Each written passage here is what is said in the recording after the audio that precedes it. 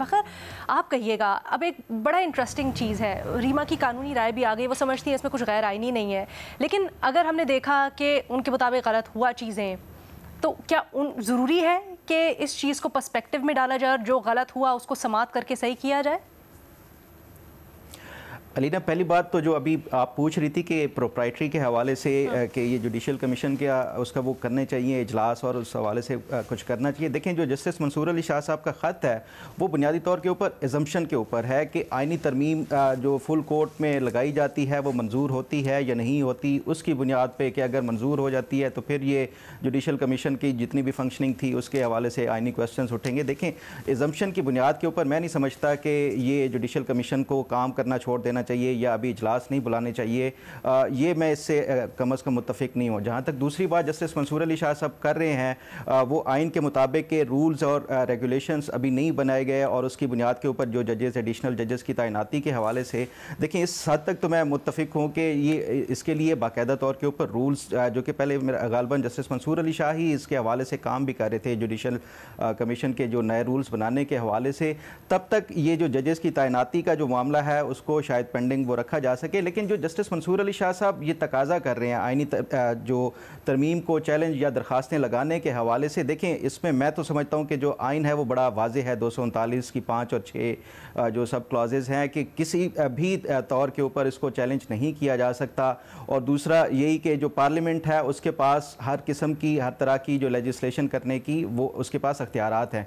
Justice ये अगर कोई रिटायर्ड जज ये मुतालबा करता है, कोई पॉलिटिशियन करता है, कोई भी शख्स करता है, तो वो मैं समझता हूँ कि उसके लिए वो जस्टिफाइड है। जस्टिस मंसूर अली शाह इस टाइम अंडर ओथ हैं, वो ये नहीं कह सकते ये जो इसके हवाले से ये जो आइनी तरमीम को चैलेंज करने के हवाले से मुतालबा कर सकते, क्योंकि उन्होंने आइन का जो हलफ लिया हुआ है कि वो उसको प्रोटेक्ट करेंगे और 26वीं आइनी तरमीम इस टाइम आइन का एक हिस्सा है। और जो दूसरी बात है कि जस्टिस मंसूर अली शाह के लिए ये क्यों जस्टिफाइड नहीं है ये ख़त लिखना और तकाजा करना, ये जस्टिस मंसूर अली शाह जो है सबसे बड़े इसके जो है वो इफेक्टी थे 26वीं आइनी तरमीम के, क्योंकि जो पुराना जो तरीक़ाकार था उसके मुताबिक जो चीफ जस्टिस बनना था ये नहीं बने 26वीं आइनी तरमीम के। तो ये कॉन्फ्लिक्ट ऑफ इंटरेस्ट भी और जज कैन नॉट बी जज ऑफ हिज ओन कॉज के तहत भी मैं समझता हूँ कि ये इनको ये मुतालबा बहरहाल ये इनकी तरफ से वो किया गया है, तो मैं नहीं समझता कि इसके ऊपर कोई अमल दरामद हो सकता है। अदरवाइज़ ये जो ख़त है ओवरऑल मैं समझता हूँ कि ये एक इसमें कॉन्ट्रडिक्शंस हैं काफ़ी हद तक। और क्या कॉन्ट्रडिक्शंस हैं बता दें?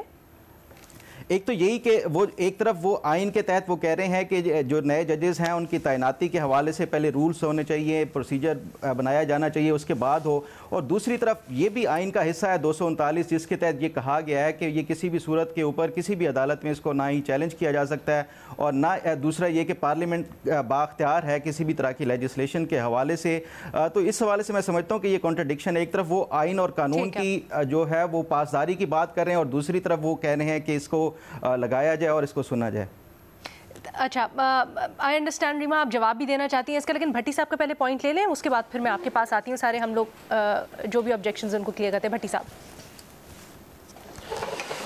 मैडम शेख, इस सवाल पे आने से पहले एक बात ज़रूर करना चाहूँगा कि अली अमीन गंडापुर ने वज़ीर आज़म शहबाज शरीफ को ख़त लिखा है। आज जो पेशावर में आल पार्टीज़ कॉन्फ्रेंस हुई है उसमें भी हुकूमत से मुतालबा किया गया है कि पंजाब और इस्लामाबाद की पुलिस जो पीटीआई इhtजाज और मार्च के बाद बेगुनाह लोगों पर जुल्म कर रही है, इसे रोका जाए।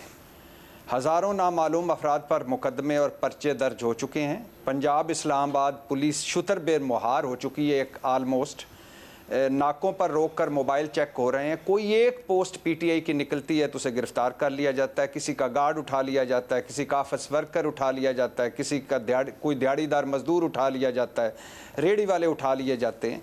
पुलिस घरों में घुसी हुई है, औरतों बूढ़ों बच्चों को हरासा कर रही है, छापे गिरफ्तारियाँ, पैसे लेकर छोड़ा जा रहा है और ये जुल्म है, ये नफ़रतें और तकसीम बढ़ा रहा है। हर पख्तून, याद रहे, हर पख्तून पीटीआई का हमायती नहीं है और हर पीटीआई का हमायती का ताल्लुक इस इhtजाज और मार्च से नहीं है। लिहाजा ये जुल्म बंद किया जाए और बेगुनाह लोगों को रिहा किया जाए। अब आ जाए मैडम शेख इस सवाल पर। अल्हम्दुलिल्लाह 26वीं आइनी तरमीम की बरकत से कदम कदम पर ये जो नया निज़ाम अदलिया का बनाया गया ये एक्सपोज होगा। कदम कदम पर अदलिया की इज़्ज़त घटेगी, कदम कदम पर अवाम का अदलिया पर ट्रस्ट कम होगा, कदम कदम पर चीज़ें मुतनाज़ होंगी। आज़ाद अदलिया ख़त्म हो चुकी है, आपके ज़हनों में है। अदलिया हुकूमत के अंडर आ चुकी है। आइनी बेंच हुकूमत का बनाया हुआ है। आइनी बेंच का सरबराह 4 सीनियर जजों को नज़रअंदाज करके अपने वोट से वो मुंतखब हुए हैं, फैसला कुन वोट से जस्टिस अमीनुद्दीन। और आइनी बेंच सरबराह जस्टिस अमीनुद्दीन जो हैं वो बहैसियत वकील, ना वो शरीफुद्दीन पीरज़ादा थे, ना वो हफीज़ पीरज़ादा, ना एतजाज़ एहसन, ना हामिद खान, मतलब आइनी अमूर के माहिर नहीं थे, सिविल उन मैटर्स के माहिर थे। और बहैसियत जज ना वो मंसूर अली शाह हैं, ना मुनीब अख्तर हैं, ना याया अफरीदी हैं, ना अतरम मिनल्ला हैं। तो खैर से वो आइनी बेंच के सरबराह हैं। और जो अब जस्टिस मंसूर साहब ने ख़त लिखा है, बिल्कुल ठीक लिखा है। इससे पहले वो 31 अक्टूबर के इजलास में भी 26वीं आइनी तरमीम के ख़िलाफ़ दरखास्तों में मुकर्रर करने का वो कह चुके थे, जिस पर अमल नहीं हुआ। होना वाना कुछ नहीं है इसमें, ये ज़हनों में रहे, होना वाना कुछ नहीं है। लेकिन ख़त उनका ठीक है, लिहाजा फुल कोर्ट को बैठना चाहिए, इन दरखास्तों का फ़ैसला करना चाहिए और फिर जुडिशल कमीशन का इजलास बुलाना चाहिए। देखिए मैडम शेख, इधर 26वीं आइनी तरमीम मंजूर हुई, उधर सब कुछ धड़ाधड़ होने लगा और धड़ाधड़ हो रहा है। और जो 26वीं आइनी तरमीम के ख़िलाफ़ दरखास्तें हैं उन पर कोई तवज्जो ही नहीं दे रहा। और अगर ये दरखास्त वो जैसे कह रहे हैं कि पहले तो लगनी नहीं है, लग गई तो मंजूर नहीं होनी, लेकिन अगर जो मफरूज़ा है मंजूर हो जाती हैं तो फिर क्या होगा। लेकिन इस हुकूमत ने आखिरी बात मैडम शेख बड़ा पक्का काम किया है। इस आज खुद नोटिस का इख्तियार सुप्रीम कोर्ट से ले लिया, सियासी आइनी केस सुप्रीम कोर्ट से ले लिए और 26वीं आइनी तरमीम का बेनिफिशरी है ये आइनी बेंच। लिहाजा वो अपने खिलाफ अगर केस सुनकर अपने खिलाफ फैसला करेगा, अगर मैं जस्टिस मंदोखेल और जस्टिस मोहम्मद अली मज़हर की राय पर जाऊं कि अब ये आइनी बेंच ही फुल कोर्ट है, तो आइनी बेंच किस तरह आइनी बेंच के खिलाफ दरखास्तें सुन सकता है। यानी जो बेनिफिशरी है इस 26वीं आइनी तरमीम का वो आइनी बेंच है, तो आइनी बेंच में दरखास्तें आएंगी आइनी बेंच के खिलाफ, तो वो क्यों चाहेंगे कि इसके खिलाफ फैसला करें।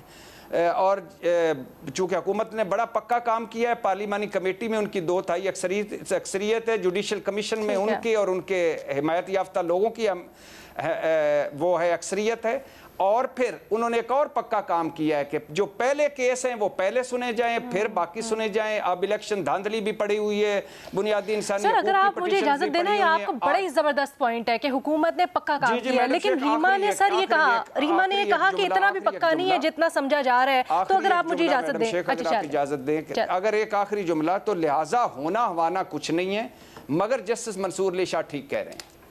ठीक है।